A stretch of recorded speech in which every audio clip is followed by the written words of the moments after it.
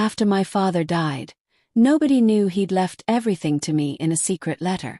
At his funeral, my older brother Marcus laughed and told me, "Little brother, I run things now. You can start by washing my car every week." He had no clue what was waiting for him when the lawyer came the next morning. 30 days. That's how long it had been since Dad passed away. I sat on the old wooden bench in our backyard, staring at the garden Dad used to care for every Saturday. The house was full of relatives and Dad's old friends, all talking quietly and eating sandwiches Mom had prepared. Everything looked normal and peaceful, like a regular family gathering. But inside, my heart felt broken into tiny pieces. I missed Dad so much it hurt to breathe. Everyone kept coming up to me, patting my shoulder. "Stay strong, kiddo. Your dad was amazing. We'll miss him." I nodded and said thank you, but their words felt empty. They looked at me like I was just a kid who didn't understand grown-up stuff. They saw me as the youngest son, the one who helped Dad in the garden and learned about his vegetable business. None of them knew the truth. None of them understood that during those quiet Saturday mornings, while Dad taught me about tomatoes and lettuce, he was actually teaching me about life and business. Dad would say, "Son, growing vegetables isn't just about seeds and water. It's about caring for people and keeping your promises." Now the garden looked sad and lonely without him. In my pocket was a small envelope. The family lawyer, Mr. Thompson, who'd been Dad's friend since elementary school, gave it to me 3 days ago. "Your father wanted you to have this privately," he told me quietly. "Don't open it until after the public will reading." The public will was simple. The house and savings got split between me and Marcus. But Dad's vegetable farm business wasn't mentioned anywhere in those papers. Everything about the farm was in my envelope. I knew what the letter said because I'd read it once in Mr. Thompson's office. Then I folded it back up and hadn't looked at it again. It felt wrong to think about business when my heart was so sad. The letter said that I now owned 100% of Green Valley Farms, Dad's company. It was his final gift to me, showing he trusted me completely. I touched the envelope through my shirt pocket. It was the only thing that felt real while everything else felt like a confusing dream. "Poor kid," I heard 2 ants whisper near the fence. "How's he going to manage without his father? He's barely 20 years old. His dad did everything for him." I didn't feel angry at them. They just said what everyone thought. What my own brother Marcus clearly believed too. I looked across the yard and found Marcus. He wasn't crying or looking sad. Instead, he stood with a bunch of men in fancy suits, our top farm managers and business partners. Marcus was talking loudly, waving his hands around, acting like he already owned everything. He smiled that fake smile he uses when he wants something. He was already imagining himself sitting in Dad's office chair. I could tell by how he stood, how he fixed his tie, how he patted our farm manager Bob on the back like he was the boss. He couldn't wait for tomorrow, the day he thought he'd become the new owner. My stomach twisted with a new kind of pain. Not sadness this time, but something cold and sharp. Dad loved Marcus, but he wasn't blind to his faults. "Your brother has my business smarts," Dad once told me while we picked strawberries. "But he doesn't have your kind heart. He sees money, not people. Someday that might cause him big problems." Marcus noticed me watching him. He said goodbye to his group and walked toward me. Bob, our farm manager who'd worked with Dad for 20 years, followed behind him like a puppy. "Hey, little brother." Marcus stopped right in front of me, blocking the sunlight. His voice sounded different than usual. It had a mean edge I'd never heard before. "We need to talk. Now." He didn't wait for me to answer. He just grabbed my arm and pulled me toward the food table. Mom had set out all of Dad's favorite snacks: homemade pickles, fresh bread, cheese from the local dairy. Everything that made our farm special. Everything Dad had worked so hard to build. "Listen up," Marcus started, grabbing a pickle and chomping on it without even tasting it. "Starting tomorrow, I'm officially in charge. Dad's office belongs to me now. You need to pack up all his personal stuff and your stuff too. I'm turning this place into a business center for important meetings. You won't be comfortable living here anymore. You should move to that small apartment Dad owned downtown. It's tiny, but it's enough for just you. He said all this so casually, like he was talking about moving furniture around. Like he wasn't kicking me out of the home where I'd lived my entire life. The home where every room held memories of Dad. I stayed quiet. A strange coldness spread through my chest. Marcus saw my silence and smirked. He thought I was too weak and confused to argue back. "Oh, and one more thing," he added, wiping his hands on a napkin. "You'll get a small allowance, don't worry. But sitting around doing nothing is bad for young people. You need to stay busy, active." He looked me up and down with mean eyes, and his face showed he thought I was worthless. "So here's your new job. You can start by washing my car every Saturday. Maybe clean out my office bathroom too." He said those last words quietly, leaning close to my ear. His words were so mean and hurtful that the air felt frozen around me. Right then, something inside me changed. Or maybe something new was born. The heavy sadness in my chest didn't go away, but it got covered with a layer of ice. The talking, the music, all the sounds suddenly disappeared like someone turned off the volume. I couldn't smell the flowers or Mom's cooking anymore. Everything became narrow and focused. Just two things mattered now. Marcus's proud, mean face and the envelope in my pocket with Dad's real will. I understood with perfect clarity. He hadn't just insulted me. On the day of Dad's funeral, in the house Dad built, Marcus was disrespecting Dad's memory. He wasn't just being mean to his little brother. He was being mean to 20 years of hard work, 20 years of Dad teaching me, 20 years of love that built our whole farm. My blood felt like it turned to ice water. Cold, clear, carrying not anger but perfect understanding. The person standing in front of me wasn't my brother anymore. He was a stranger who was about to destroy everything Dad and I cared about. Something shifted deep inside me. The fight for the farm hadn't started yet. The fight for Dad's honor had. I slowly turned and walked away from the food table. I didn't say anything to Marcus. I didn't even look at him. The icy calm filling me up was stronger than any shield. I walked through the backyard, past all the people saying they were sorry, up the stairs to my bedroom and closed the door. The noise from the funeral stayed in another world. My old life, the one before Dad died, ended 30 days ago. The life I'd had just an hour ago ended with Marcus's cruel words. I waited until everyone left and the house became completely silent. Only then did I come downstairs. The house smelled like old candles, flowers, and betrayal. Without turning on lights, I walked down the hallway to Dad's office. This was Dad's favorite room. It had wooden walls, shelves full of farming books, and the big desk where his coffee mug still sat. I dropped into his leather chair. It still felt warm somehow, still smelled like him, like soil and morning coffee. How many nights had I sat in the chair across from him, listening to his plans and dreams? Green Valley Farms was more than a business. It was like Dad's and my special project together, built from love of good food and helping people. "You can start by washing my car every Saturday." Those words echoed in the quiet office. They didn't make me cry. My tears were all dried up. Instead, they made me feel cold and curious. How could someone who grew up in this house, who watched Dad work so hard, say something so terrible?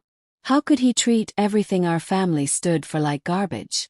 Marcus sees the farm like a machine, just tractors and vegetables and money.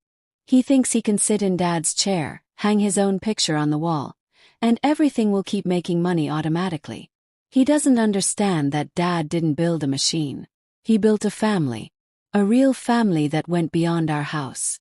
It included our workers, the stores that sold our vegetables, the customers who trusted us.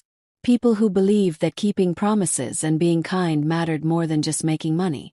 That's why my first thought wasn't about calling lawyers.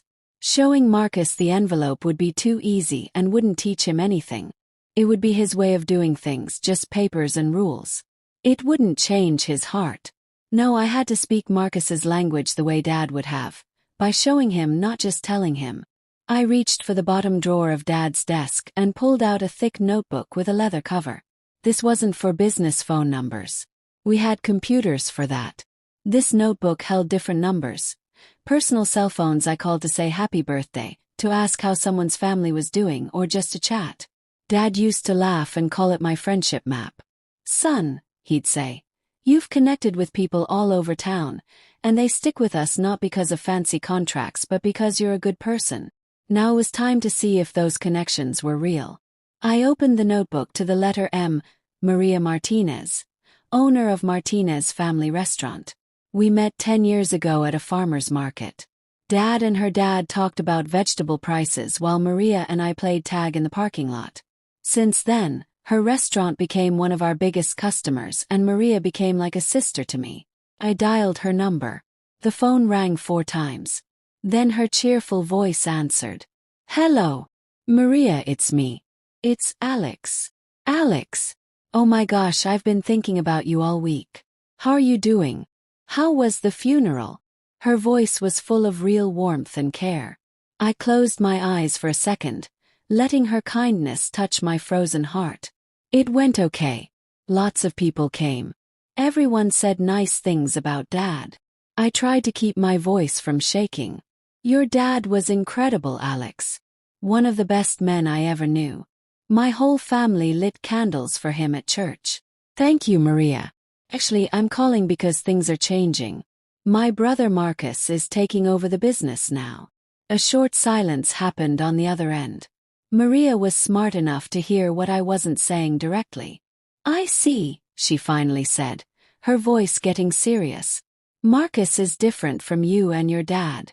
He's more about money than people." "Exactly," I said quietly. "So I'm just calling my friends to check in and say thank you for all the years of friendship." "I hear you, Alex," Maria said firmly. "You can count on me no matter what. If you ever need anything, call me anytime." "Thanks, Maria. That means everything." We said goodbye and hung up. I sat still for a few minutes. The first connection held strong. It was stronger than any business contract. I turned the page. There was Mr. Johnson, who owned Johnson's grocery store chain. His family had bought vegetables from our farm since before I was born. I remembered Mr. Johnson coming to my 10th birthday party and bringing me a baseball glove. Called him. He answered right away, polite and kind like always. I asked about his wife, his new grandbaby, and the stores. Then, carefully, I mentioned that Marcus was becoming the new boss. He was quiet for a long moment. Then he spoke in his gentle, grandfatherly way. "Alex, my boy, my family has done business with your family for 30 years. To us, Green Valley Farms means your dad and you. Everything else is just paperwork. We remember people who treat us right." The third call went to Mrs. Chen, whose Chinese restaurant had served our vegetables for 15 years. She was an artist in the kitchen. She talked about vegetables the way musicians talk about songs. Dad loved how much she cared about quality. Our conversation was short. I explained that changes were coming and that the new boss might not value old friendships. She answered simply, "Alex, some things can't be bought with money. Trust is one of them. My trust is in you and your father's memory. I won't forget that." After hanging up from the third call, I felt the ice in my chest start to melt a little, replaced by something new. Not hope exactly. More like certainty. My friendship map was real. For 20 years, I'd built it with kindness, honesty, and caring about people. And now that map was turning into a safety net. A net that would soon catch the person who thought he was the hunter. Closed the notebook. The office was still dark and quiet. But the silence wasn't heavy anymore. Felt powerful. I made my first move. And I made it not as a hurt little brother or a sad son, but as the real owner of Green Valley Farms. Marcus didn't know it yet, but the battle for Dad's farm had already started. And I wasn't going to lose. The next morning came bright and clear. I didn't sleep much. I just waited in my room listening. Finally, I heard Marcus's footsteps on the stairs, loud and confident. Then the front door slammed shut. That was the sound of his big day starting, the day he thought he'd become king. I didn't watch him leave, but I know my brother. I know Bob the farm manager. I can imagine every detail of Marcus's first day at the farm office. He probably arrived exactly at 8 o'clock, not 1 minute late. He walked into the office building that smelled like fresh vegetables, soil, and Dad's old coffee maker. The smell of everything Dad built. But Marcus probably didn't even notice. To him it just smelled like money.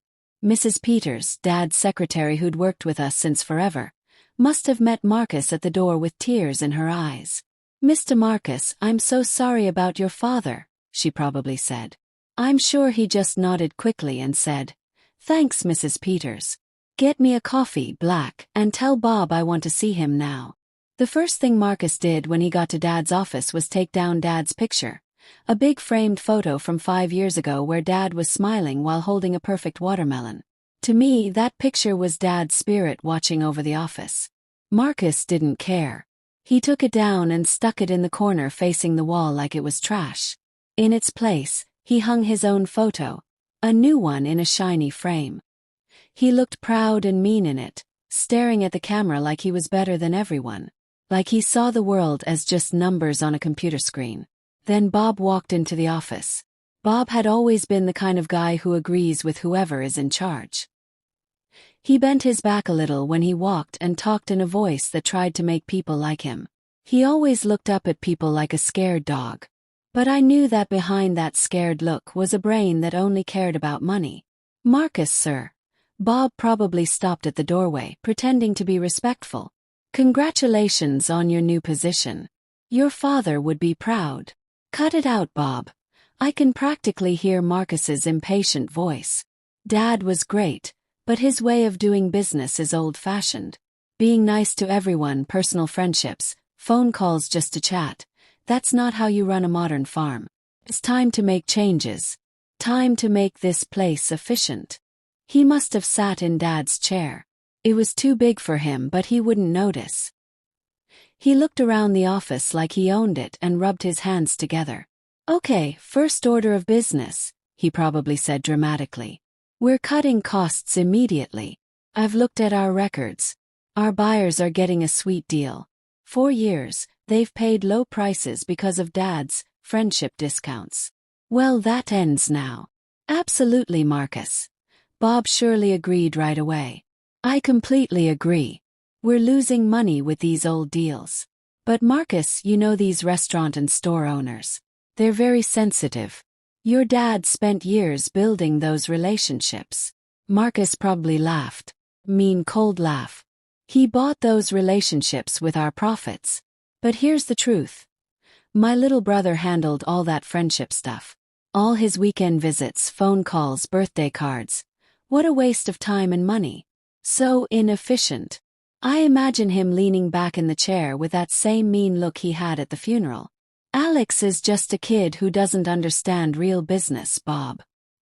He surrounded himself with other softies who think friendship pays the bills. "But you and I know that business is about money. Hard, cold cash. So what's your plan?" Bob probably asked with real interest, like a predator smelling blood. "Simple. You're going to send an email right now to all our main buyers. The restaurants, the grocery stores, everyone. Short and direct. Due to new management and new business policies, we're raising our prices by 25%. New prices start immediately. No explanation, no dear valued partners.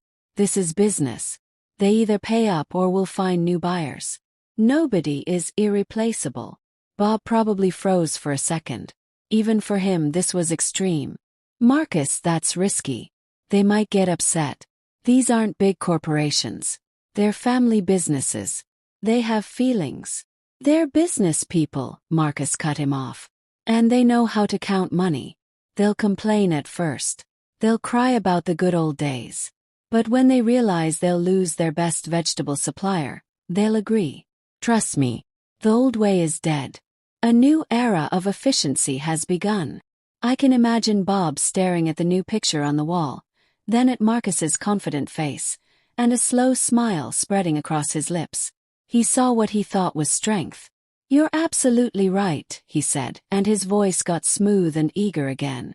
"It's time to shake things up. I'll write that email immediately. Perfect, Marcus probably nodded, looking satisfied. Send it today. Enough sitting around while my little brother plays gardener at the house and cries about the past. We're building the future. He was wrong about one thing. I wasn't playing gardener. I was waiting for exactly this, their terrible, arrogant mistake. That day, from our farm office, dozens of short, cold emails flew out to our friends and partners. Every word was an insult. Every number was a slap in the face to 20 years of friendship and trust. Marcus and Bob hit send, thinking they were starting a plan to make more money. They had no idea they were starting their own destruction. The silence that followed was deafening. The responses to Marcus's price increase started coming the next day. Actually, it wasn't responses. It was absolute icy silence. Nobody called. Nobody wrote back to the rude email. In the world of big companies where Marcus thought he belonged, silence means people agree or want to negotiate. But in our world, the world of Maria Martinez, Mr. Johnson, and Mrs. Chen, silence was the worst punishment possible. It meant you'd become invisible, that you didn't matter anymore. I knew Marcus and Bob at the office were probably celebrating their silence as victory. They were surely sitting in Dad's office, drinking expensive coffee, and congratulating themselves on being so smart. See, Bob, I told you they'd accept it. Now they know who's boss. Their pride was so predictable I could feel it from home, miles away. I was doing what I always did, taking care of our house. I was watering Dad's tomato plants in the backyard. He used to say they were like people, fragile on the outside but strong on the inside if you treated them right.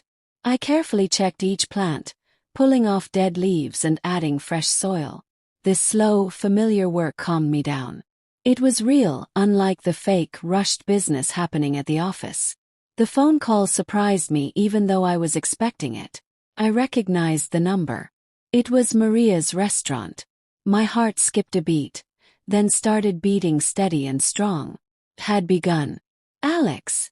Maria's voice on the phone was completely different from before.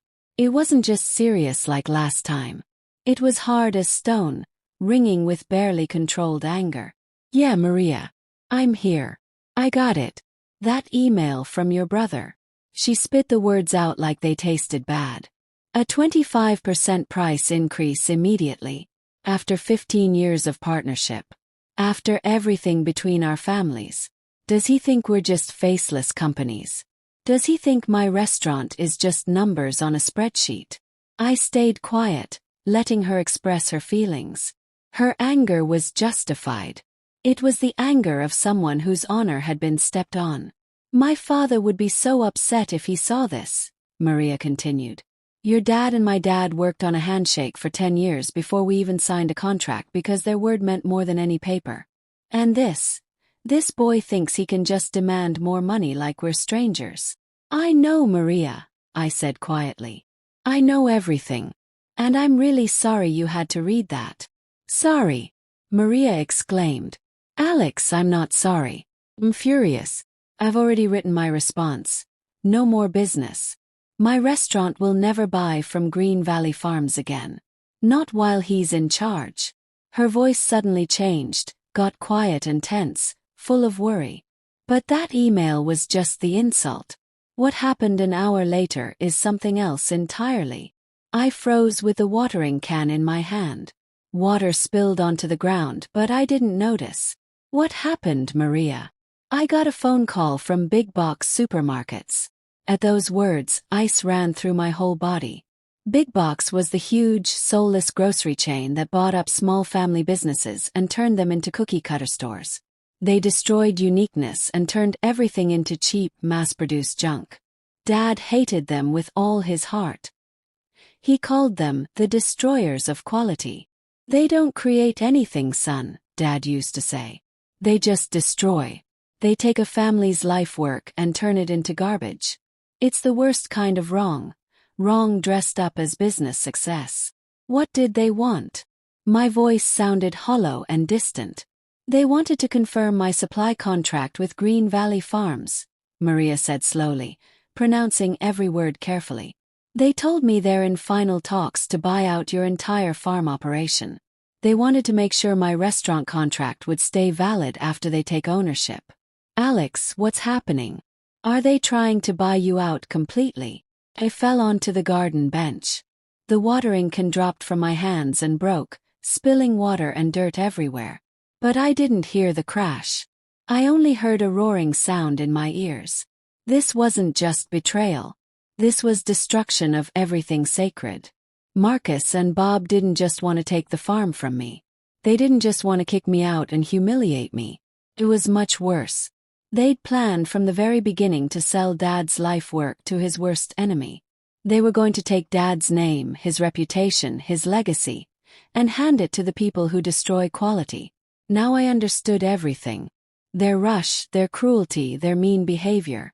The 25% price increase wasn't just greed. It was preparation for selling the farm.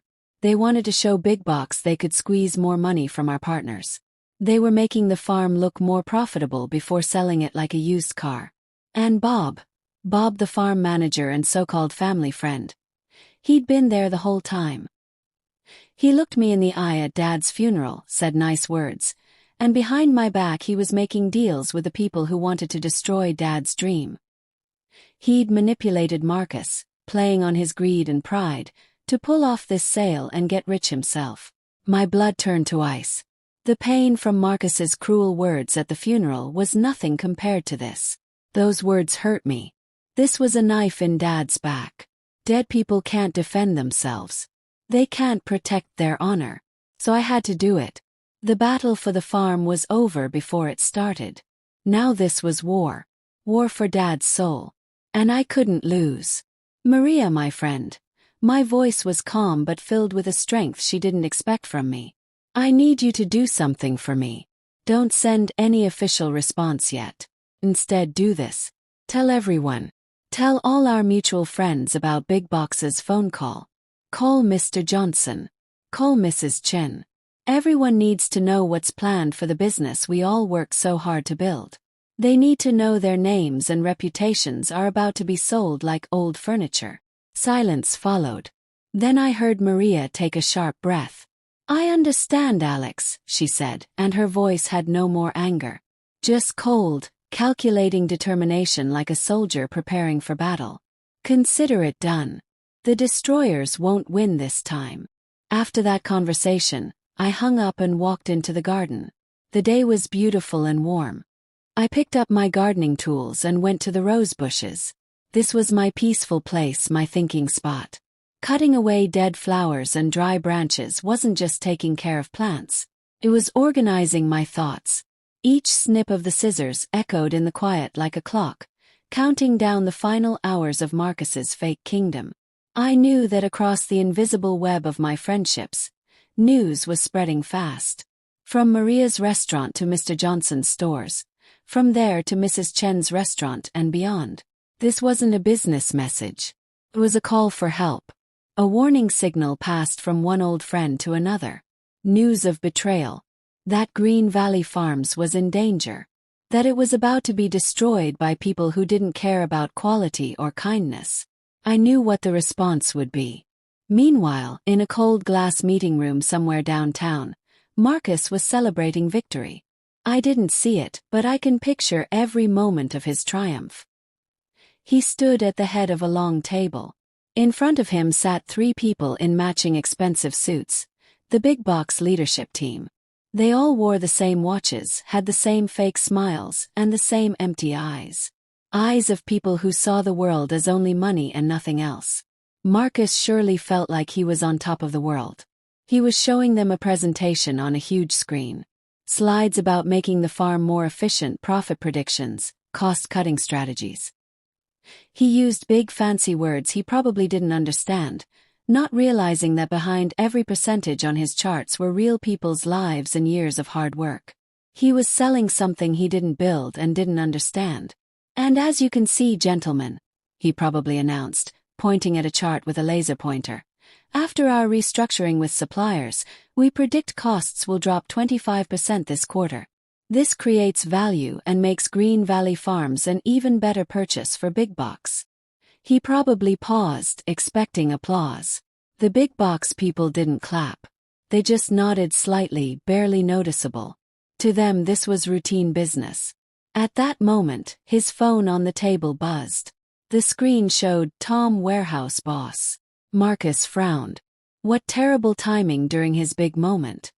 He swiped the call away without looking and kept talking. Therefore, he continued, putting back his proud smile, we're offering you not just a farm. We're giving you a well-organized business with huge potential and, most importantly, exclusive long-term contracts for the best restaurants and stores in the region. This is our greatest asset. The phone buzzed again. Persistent. Tom from the warehouse calling back. The annoyance on Marcus's face was obvious now. How dare some warehouse worker interrupt when millions of dollars were being discussed? He rejected the call again and dramatically put the phone face down on the table. One of the big box executives raised an eyebrow slightly. Marcus opened his mouth to finish his big speech, but he never got the chance. The meeting room door burst open. Standing there was Tom, an older man who'd worked with Dad since I was a baby. He looked pale and scared in his work clothes. He seemed completely out of place in this world of glass walls and fancy furniture. Mr. Marcus. Tom gasped, ignoring the icy stares from the big box people. Tom, are you crazy? Marcus hissed, his face turning red with embarrassment and rage. I'm in an important meeting. Get out. The deliveries, Tom stammered, not hearing him. The orders. They're all cancelled. Silence fell over the room, so thick and heavy you could almost touch it. What? Marcus asked, not believing his ears. All of them. Every single one. Tom's voice shook. The warehouse just got calls. Maria's restaurant, Johnson's stores, Mrs. Chen. Refusal of all orders. Everyone's canceling. Everything's stopped. Marcus stood there staring at Tom silently. The color slowly drained from his face until he looked like a ghost. His confident smile melted away, showing the confused, scared face of a little boy underneath. Behind him, the slide with profit predictions still glowed on the huge screen. Now it looked like a cruel joke. The big box executives exchanged silent looks. No sympathy or surprise showed in their eyes, only cold, businesslike calculation. One of them slowly, almost lazily, closed his laptop. The click sounded like a gunshot in the dead silence. It appears, he said in a flat, bored voice, talking to his colleagues and not Marcus, that this meeting is finished. Their deal was built on one foundation: the exclusive contracts with restaurants and stores that Big Box couldn't get on their own. Without Maria's restaurant, without Johnson's stores, without Mrs. Chen's business and the others, Green Valley Farms was just an empty building with some tractors. A name without meaning. And now that building had collapsed into dust. Marcus's humiliation was complete. Worst of all for him, it was public. He stood in the ruins of his big moment, in front of the people he'd tried to impress. In the end, he'd only shown them his own failure. I didn't hear them leave. I didn't see Marcus standing alone in the conference room that should have been his moment of glory. But I knew what would happen next. Anger, confusion, and blaming everyone except himself. And in his twisted way of thinking, this had to be someone's fault. Anyone but his own. I waited for them at home. I wasn't hiding. I was simply where I belonged, in my world that I'd helped Dad create and take care of for years. The sun warmed my back. The air smelled sweet like honeysuckle and fresh-cut grass. I held my small gardening scissors and carefully trimmed the dead flowers from Mom's rose bushes. This work needed focus and calmness. You couldn't rush it. I heard them long before I saw them. First came the angry screech of tires at our driveway, a sound that didn't belong in this peaceful place. Then car doors slammed so hard it sounded like they'd been kicked. Gravel crunched under fast, heavy footsteps. They didn't enter the house. They attacked it. Alex! Marcus's shout echoed through our home and spilled out into the yard. Where are you? I didn't answer. I gently cut a beautiful yellow rose and placed it in my basket. A minute later they appeared on the path to the garden. They looked like two trapped animals. Marcus was a mess. His shirt untucked, his tie crooked. His face was twisted with anger and panic. Bob followed him, trying to look calm, but his darting eyes and pale face showed his fear. They stopped a few feet from me, breathing hard. Their aggressive energy invaded the peace of my garden like a wrong note in a song.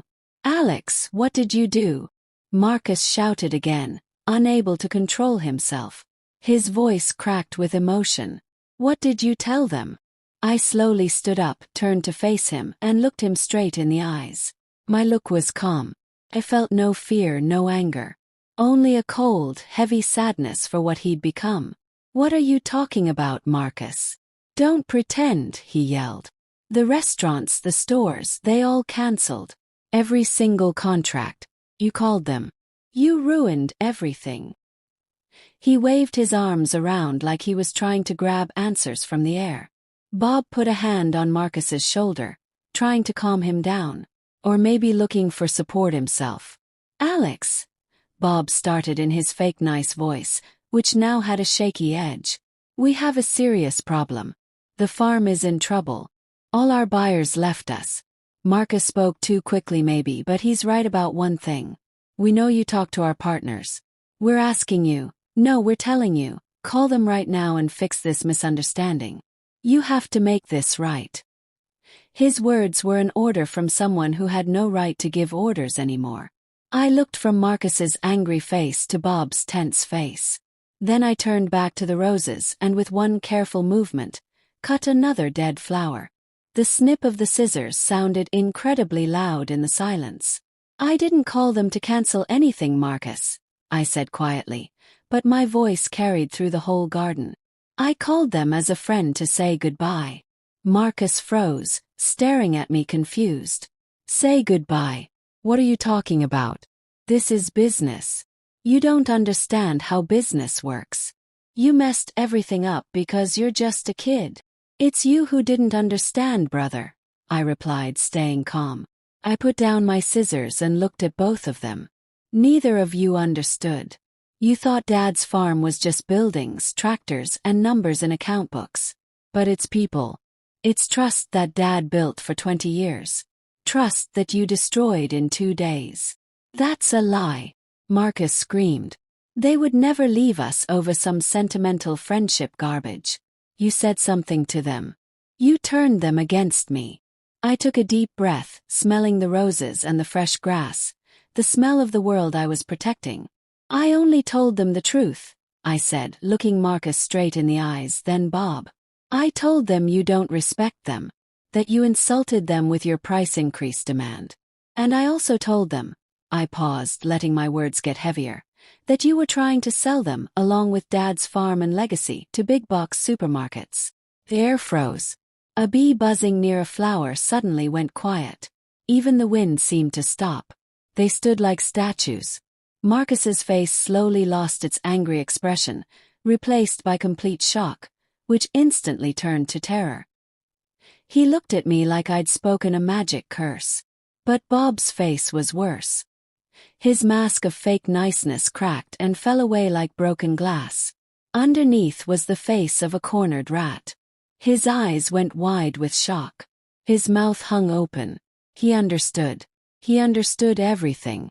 Their biggest, most carefully hidden secret was exposed. Their plan, their sneaky scheme, their betrayal. It was all out in the open now. They stood in my blooming garden, in a world built on honesty and respect, and their own lie was choking them. They couldn't breathe or speak. Bob recovered from shock first. Fear is a powerful motivator. He saw the cliff edge in front of him, and survival instinct made him try one last desperate move. He instantly changed his approach. The panic on his face got replaced by a mask of fake worry, and his voice took on false notes of concern. "Alex!" he exclaimed, stepping forward and putting himself between Marcus and me. "Thank goodness you know about it. We didn't want to worry you until everything was settled. You don't understand the complete situation." He talked fast, rushing his words like he was afraid I'd interrupt. Yes, we were talking to Big Box, but it was necessary. The only way to save the farm. You just don't know the terrible condition your father left things in. Debts, money problems, old equipment. The farm is almost bankrupt. He was lying. Lying obviously and desperately, looking right at me. He was trying to create a new story where they weren't traitors but heroes trying to save the day.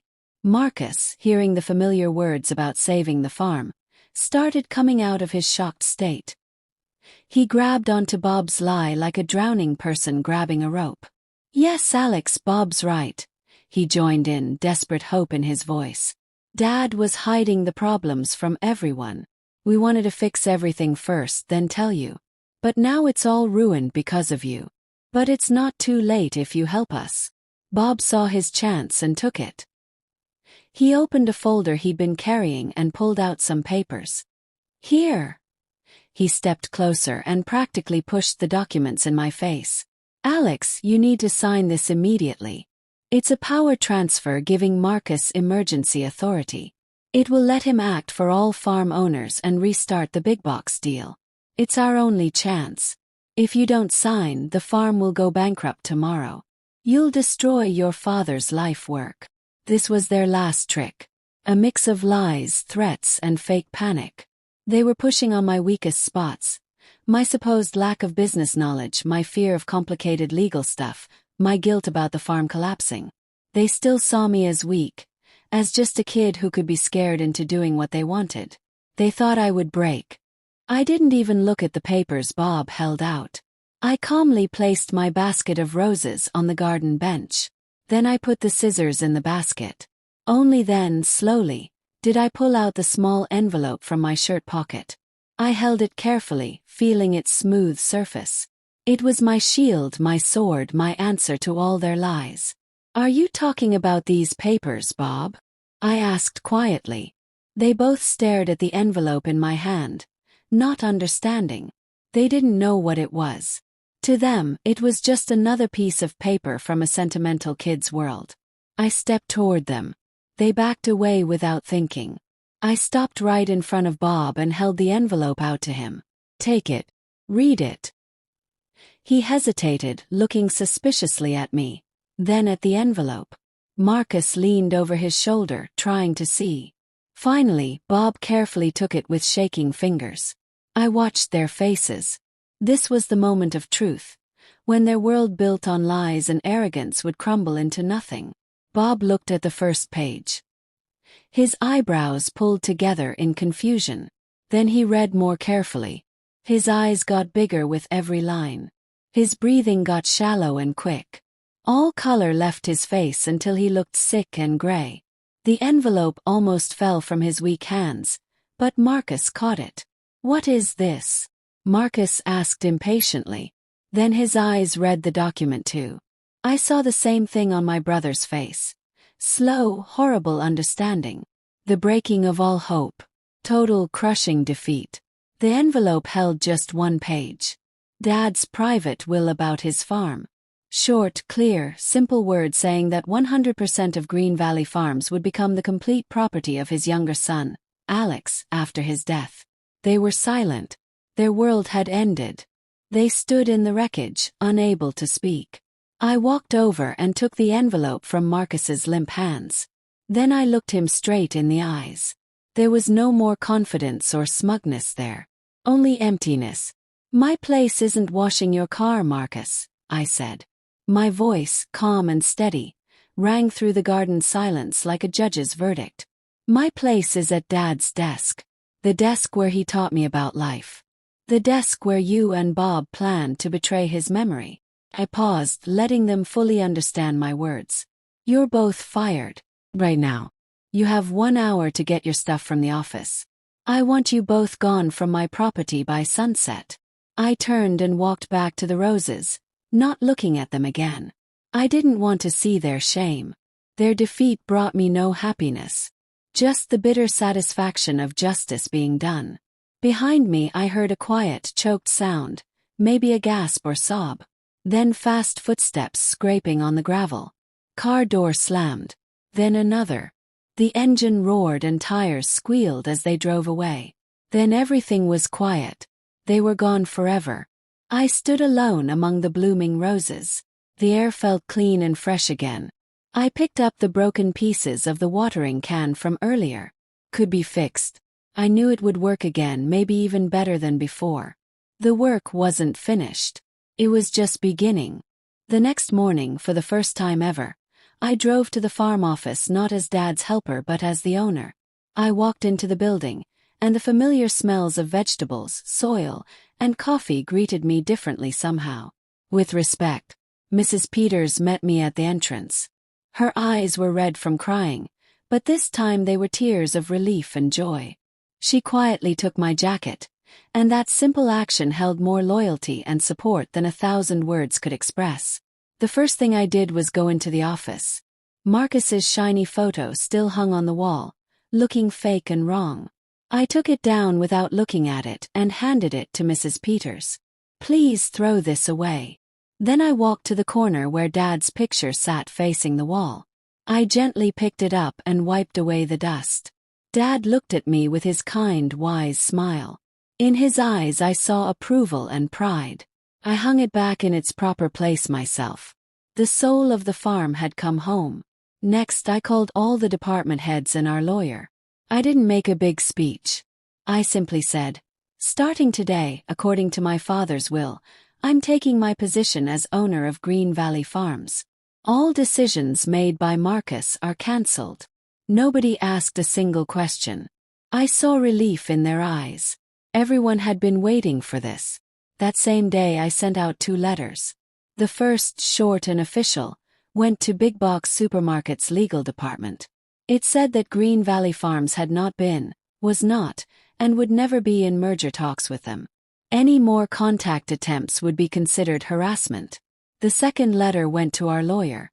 It was an order to investigate former manager Bob's activities for fraud and attempting to damage the company. Justice was starting. Then I did something I'd never done before.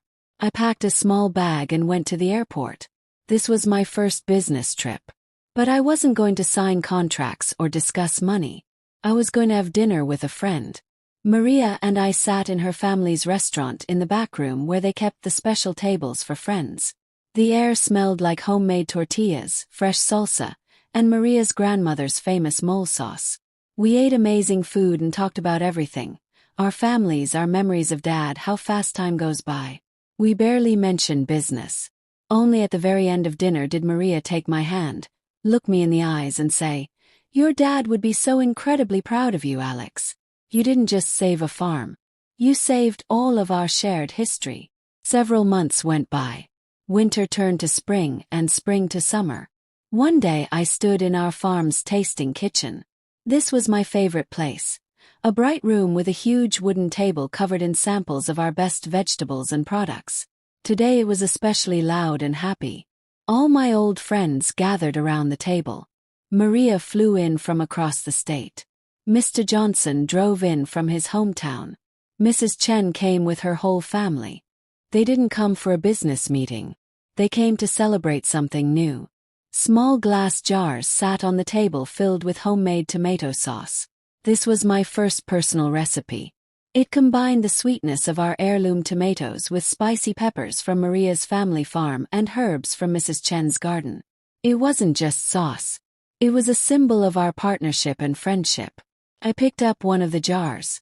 It felt warm from the sunlight through the windows. I looked at the faces of my friends, at their happy, interested eyes, and I smiled. "We're going to call it Victor's Garden," I announced, and my voice was strong and clear. I looked at everyone. In honor of my dad, who taught us that real partnership is built on trust, not contracts. And that friendship is worth more than any amount of money. Everyone clapped and cheered. I looked at these people, at the results of our teamwork, and for the first time in many months, I felt not just peace but real, deep happiness. I'd saved Dad's legacy. But I hadn't stopped there. I'd begun creating my own. I'd protected the soul of the farm not with lawyers and rules but with respect and kindness. I wasn't just in my proper place. I'd finally found it. And I was free. That's the end of the story of Alex and Green Valley Farms. It's a story about quiet strength, about dignity that can't be stolen, and about how real values, respect, loyalty, and caring about people sometimes turn out to be much more valuable than money and power. This story isn't really about business. It's about legacy, about the fact that some things can't be sold. And honor, once you lose it, can't be bought back for any amount of money. Alex didn't just save a farm. He saved the soul of the business that he and his father built together with their own hands and hearts. But let's think about this. Do the ends always make the means okay? The big question this story leaves us with is, did Alex do the right thing? Without doubt, Marcus and Bob deserved punishment for their betrayal and greed. But Marcus was Alex's only brother. His only family besides his mother. Was the decision to fire him forever the only right choice? Was there only cold justice in Alex's actions? Or was there also the pain of being hurt by his own brother? How would you have acted if you were Alex? Do you think what he did was fair punishment? Or maybe too harsh a decision toward his own brother? We'd really love to know what you think. Share your opinion in the comments below this video. If you have any questions or want to know more details about this story, definitely write them down. And of course, if this story touched your heart, please give it a like and subscribe to JAMAL'S Stories channel. Your support is the best reward for us and encourages us to keep telling you new, equally interesting stories. Thank you for spending this time with us and listening all the way to the end. We wish you all the very best. At the end of this video, a window will pop up in the center of your screen. Click on it to watch our other most interesting stories. See you next time on JAMAL'S Stories.